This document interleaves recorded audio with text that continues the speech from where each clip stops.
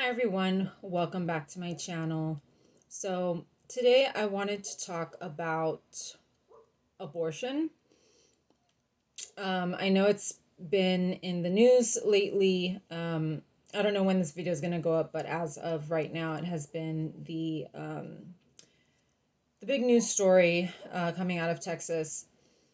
And I don't really have like a personal story to tell about abortion.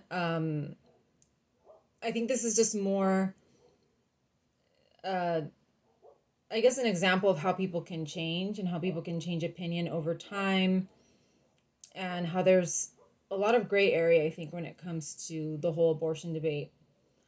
Um, so I come from a very conservative Catholic family. And by conservative, I don't mean politically conservative. Um, I mean conservative. I feel like it's very strange because like some people that are very politically conservative that I've known are like have very liberal parents, and so I think using conservative in a political way is just doesn't work here. My parents are very conservative. Um and so I was raised as, I don't like to use the term pro-life. We were very anti abortion, and I was as well. I was you know much like my parents or my mom, where abortion is bad, abortion is a sin, and that whole thing. The funny part though is that we weren't raised to believe, like, we actually we really didn't talk about it that much at home. It was just, if it ever came up, or if it was ever a topic that came up, it was like, oh,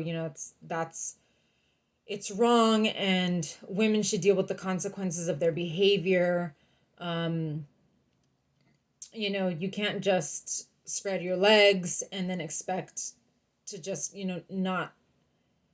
um, not not to suffer the consequences of that.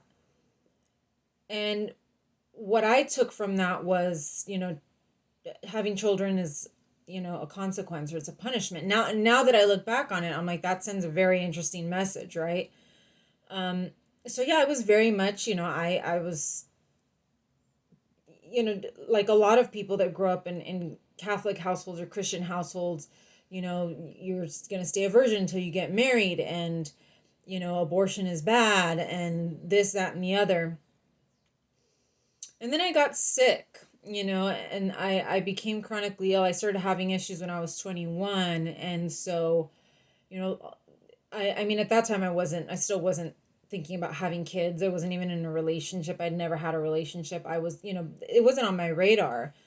But as I became more and more ill, I started dating my husband, got married, then got divorced.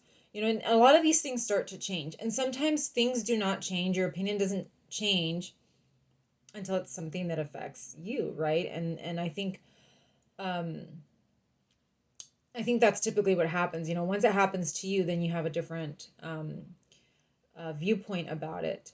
I've never been pregnant. I've never gotten pregnant. I cannot get pregnant. So it's not something that I really think about very much, or that's really a concern for me. But I started thinking about that, um, when I was married, because apart from the fact that I was chronically ill and I got diagnosed with a chronic condition, my husband also had attention deficit disorder, a really severe attention deficit disorder. And I noticed he was very similar to his father in a lot of ways, and one of his sisters. They all were very similar, just very high energy, very easily distracted. They had all of the traits for ADHD. And as I started researching that, because we were trying to get him help for his condition, I learned that it was genetic, that ADHD has a strong genetic element to it. And so that it makes you start thinking, on top of the fact that I was sick, and there are, there is some, data, or I don't know, something out there that people believe that Lyme disease can be passed on to a child, you know, uh, through pregnancy and that kind of thing. So you start thinking about all of these things on top of the fact that it could be very dangerous for me to get pregnant if I could get pregnant. And so my views changed on it. And I've known people that have gotten abortions. They weren't close to me or anything, but I have known that there are of people, that people that I lived with in college and that kind of thing. And yeah, I passed judgment on them and and all of that. But once once I was in a situation where I thought to myself, well, what if I got pregnant? What if that happened? Me thinking that I can't get pregnant and that my condition doesn't allow me to get pregnant, and then it happens. And then what? Right? And I know that that's the common talking point is just that, women are just going out doing whatever they want and not suffering the consequences. And then I hear all these stories, or I see all these stories that women are sharing on social media of, they got pregnant, but the fetus, had some kind of genetic issues, or they have a condition, they had cancer and they ended up getting pregnant and they couldn't, you know, you can't keep going through chemotherapy or something when you're pregnant. So it comes down to life or death. And like I said, there's a lot of gray area. But I also did think, okay, well, let's consider the talking point, that my mom would always tell me that, if you're going to spread your legs, you deserve whatever you get, essentially. Is that the way that you want to bring a child into this world, as a punishment for you, or as a burden, your burden to carry, essentially? A lot of these, some of the people that I knew in college that got abortions, I was like, I'm kind of glad now looking back on it, because they shouldn't be mothers, or at least at that time they were not ready to be. They were, if they were not responsible enough to wear protection, then, if that's how it happened, right? If it was because of a protection issue, then they shouldn't be parents. If it was a mishap that they were using protection and it just, I've known other people that's happened to them, that they were, protection didn't work properly, and they actually did have their children. So, there's a lot of it's a two-way street. There's a lot of gray area. There's a lot that people don't consider, and I didn't consider those things until I got sick. And I am very, very grateful to this day that I don't have children. I would go to physical therapy, where I was going to physical therapy early in my illness. They treated a lot of people with Lyme disease, because, as you know, Lyme disease comes with a lot of pain, a lot of muscle issues. And I would hear stories of people that had children that were also sick. I would hear stories of, I remember this one gentleman that I met at a support group. He worked for Boeing, I think. He worked like 60 hours a week or something ridiculous, 70 hours a week, something crazy. And he continued to work throughout treatment. He said, I've got a wife and I've got kids that I need to take care of. And I mean, obviously, he had those children before he became ill.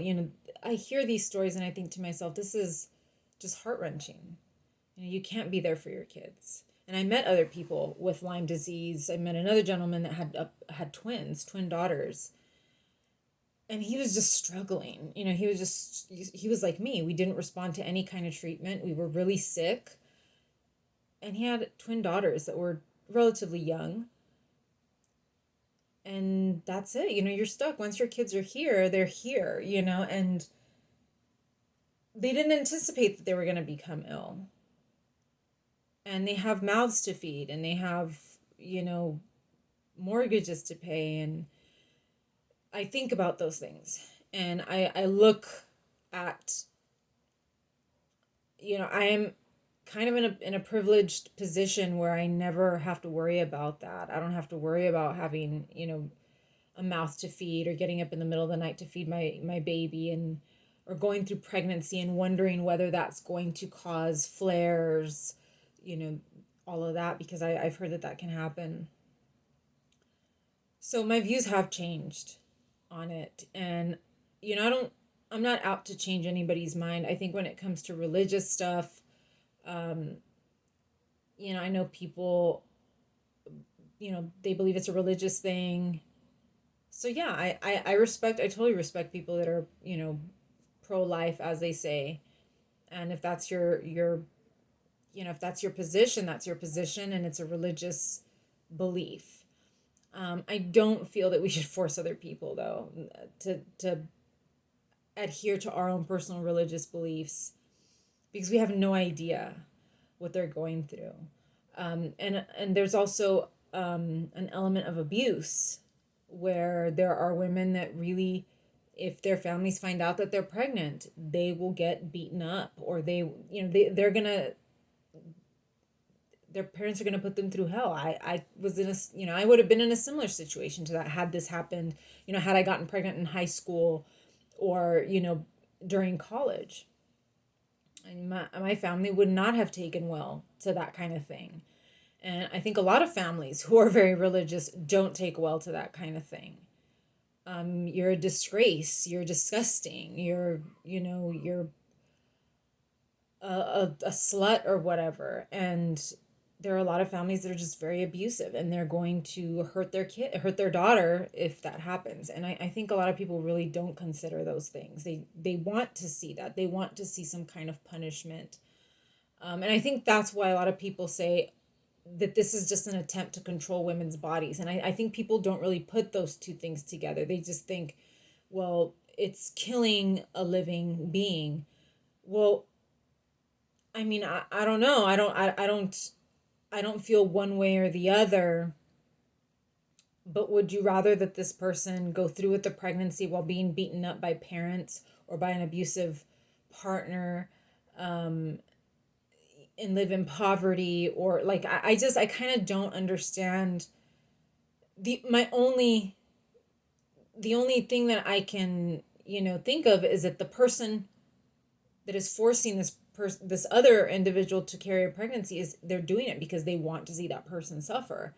I This is your punishment. You have to go through this because you're a horrible person. There is no other reason. Why do I care? Why would I care, if someone else doesn't want to carry their pregnancy? I don't care. I don't care if somebody else does it. You know, does or doesn't do it. I've had friends, like I said, I've had friends that have had unintended pregnancies, and they've gone through with it and had their child. I don't care. I don't have to support their child. I don't have to babysit their child. I have nothing to do with their child. And I've known people that have gotten abortions. Once again, I don't care. It doesn't affect me in the least. Um, it's it is a personal choice, um, because you're the one that's going to be footing the bill, right? And putting in the physical work to take care of that, um, child. And I know that a lot of people kind of make the same argument with vaccination. That's different because you can get someone else sick. It does affect other people, right? My pregnancy would not affect anybody else. It would affect maybe my partner if I asked for child support. But it's really, it's until you get sick, until you have what's that saying? Until you have a foot in the game, or a player in the game. I don't know. There's a saying, until it affects you, until the possibility becomes real for you, you really don't know. You really don't know what your position is on it. And that's how I've changed. And I do think that people will change, especially if, you know, some conservative in the state of Texas gets pregnant, and then they suddenly go, I can't go through with this for whatever reason, for a health reason, for a financial reason, for a religious reason. I'm willing to bet lots of very, very religious people get abortions because they're trying to hide it. They know that they're going to suffer consequences at the hands of their parents or their spouse or their, their community. So they run to get abortions because they can't let anybody know what happened. So, I